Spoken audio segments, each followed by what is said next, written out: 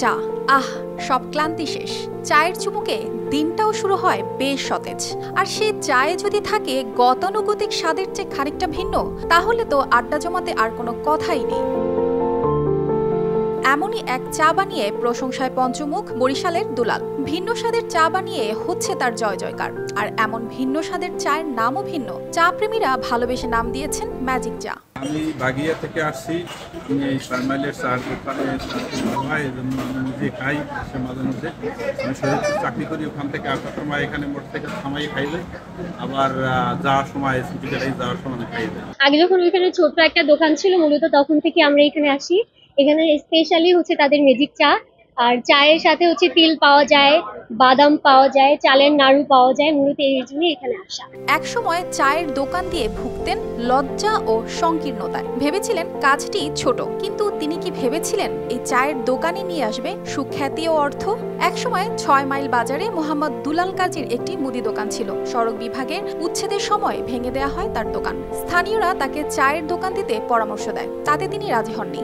কারণ মুদি দোকানই চা বিক্রি করবে, এটা ভাবতে ভাবতেই এভাবে কয়েক বছর কেটে যায়। হাতে থাকা গচ্ছিত অর্থ ফুরিয়ে যায়। বরিশাল ফুলাবাদ থেকে এসেছি, এখানে চা খেতে। এখানকার চা অনেক বিখ্যাত। নাম শুনে ঝালকাঠি থেকে আসছি, ফ্যামিলি নিয়ে আসছি।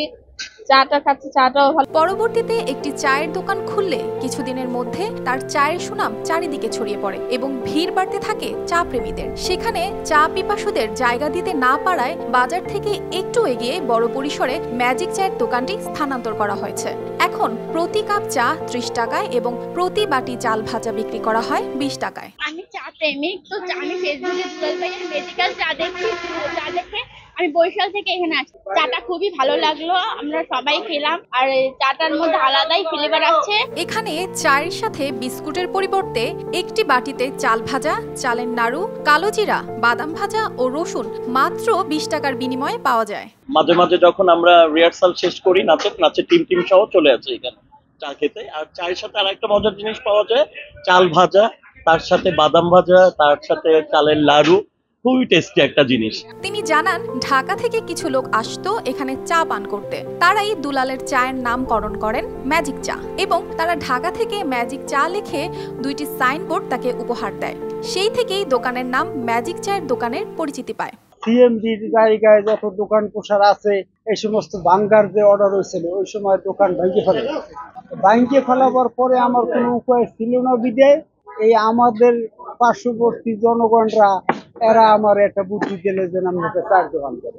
আমার বয়সে লক্ষ লক্ষ টাকার ব্যবসা করলাম, আর এখন সাধারণ 200 দামের চা এই দোকান দিমু, চিন্তা করিয়াও আবার 5 বছর বইয়ে খাইলাম, দোকান দিলাম না।